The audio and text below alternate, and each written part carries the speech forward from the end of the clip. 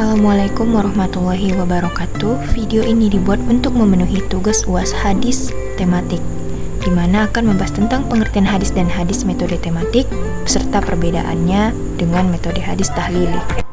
Yang pertama ada pengertian hadis, yaitu sumber hukum kedua dalam agama Islam setelah Al-Quran. Hadis merujuk pada perkataan, perbuatan, dan persetujuan Nabi Muhammad SAW yang dicatat oleh para sahabat dan diwariskan secara lisan. Hadis berfungsi sebagai penjelas dan pelengkap ajaran Al-Quran, serta memperjelas hukum-hukum agama. Kemudian, pengertian metode hadis tematik, yaitu suatu pendekatan dalam mempelajari dan mengkaji hadis berdasarkan tema atau topik tertentu. Di metode ini, hadis yang berkaitan dengan suatu topik dikumpulkan, diklasifikasikan, dan dianalisis secara terpadu. Tujuannya adalah untuk memahami ajaran Islam dalam konteks tertentu dan menerapkannya di dalam kehidupan yang praktis. Perbedaan metode hadis tematik dengan metode hadis tahlili. Perbedaan utamanya antara metode hadis terletak pada pendekatan yang digunakan dalam analisis hadis. Metode hadis tematik lebih menekankan pada pengumpulan dan analisis hadis berdasarkan tema atau topik tertentu. Dalam metode ini, penekanan diberikan pada pemahaman holistik tentang topik yang diangkat tanpa fokus yang terlalu mendalam pada aspek-aspek kritis seperti sanad dan matan. Nah, di sisi lain, metode hadis tahlili lebih fokus pada analisis detail terhadap setiap hadis. Metode ini melibatkan penelusuran sanad dan matan hadis yang menentukan keabsahan dan kekuatan hadis tersebut. Metode ini memerlukan keahlian dalam ilmu hadis dan pengetahuan tentang para perawi serta metode yang kritis untuk mengklasifikasikan hadis. Nah, berikut ini ada hadis tentang dakwah, di mana an Abi Sa'id al-Khudri radhiyallahu anhu qala Rasulullah sallallahu alaihi wasallam ballighu anni walau ayatu wa hadithuna an bani Israila wala haraja wa man kazzaba alayya muta'ammidun falyatabawwa maq'adahu minan nar. Yang artinya, dari Abu Sa'id al-Khudri, ia berkata, Rasulullah Shallallahu alaihi wasallam bersabda, sampaikanlah dariku walaupun hanya satu ayat, dan ceritakanlah dari Bani Israel tanpa ada masalah. Dan barang siapa yang mendustakan hadisku dengan sengaja, maka hendaklah dia menempati tempat duduknya di neraka. Nah, substansi dari hadis ini yaitu menunjukkan pentingnya dakwah dalam agama Islam. Rasulullah SAW menyuruh umatnya untuk menyampaikan dan mengajarkan ajaran Islam kepada orang lain walaupun hanya dengan satu ayat atau satu cerita. Dakwah dianggap sebagai tugas yang penting dalam menyebarkan kebenaran agama.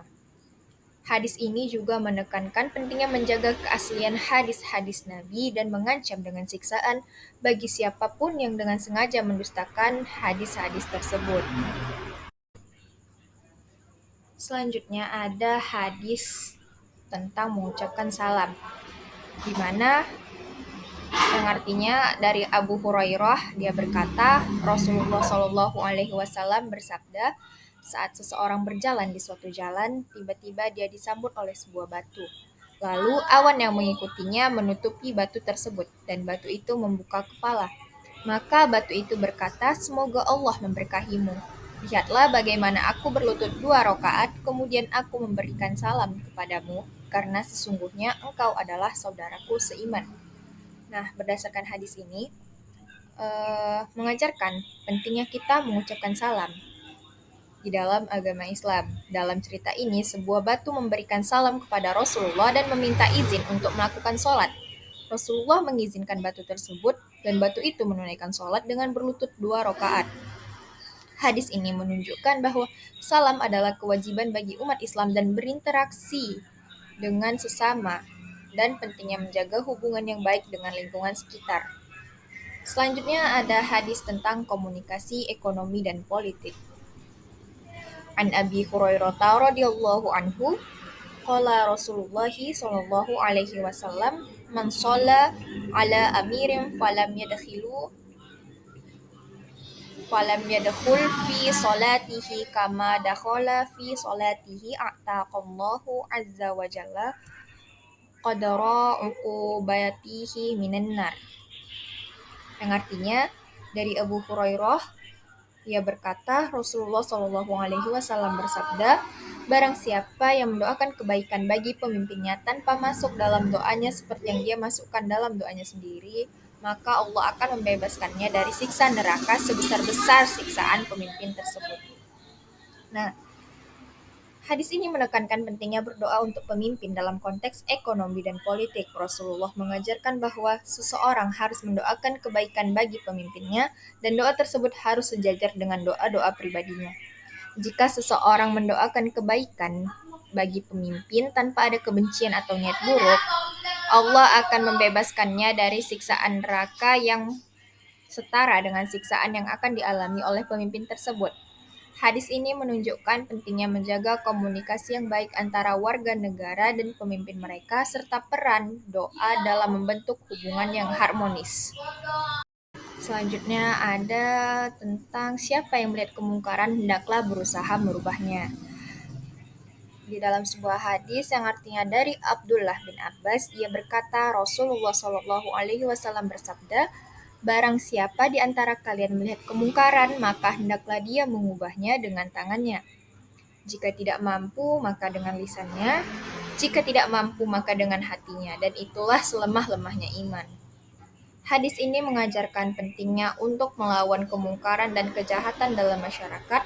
Rasulullah Shallallahu Alaihi Wasallam mengatakan bahwa jika seseorang melihat kemungkaran, mereka harus berusaha mengubahnya dengan tangan mereka sendiri.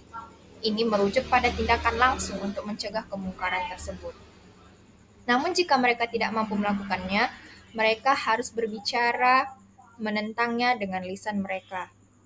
Jika bahkan itu tidak mungkin dilakukan, mereka harus mengutuk kemungkaran tersebut dalam hati mereka.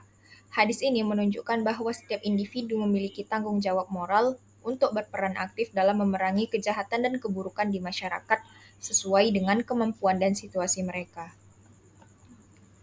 Nah, berikutnya yang terakhir ada ciri-ciri orang munafik ada 3.